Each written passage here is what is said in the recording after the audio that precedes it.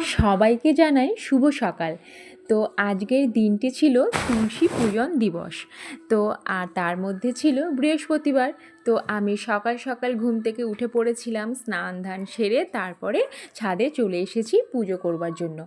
আর এসে এই দেখো আমি একটুখানি এই তুলসী বেদিটাকে ভালো করে জল দিয়ে ধুয়ে পরিষ্কার করে নিলাম। নেওয়ার পরে একটু ফুল দিয়ে সাজিয়েছিলাম আর এখানে আলপনা দিতে বসে পড়েছি। তো জায়গাটা না জল জল থাকার কারণে আমি ঠিকমতো আলপনাটা দিতেই পারছিলাম না।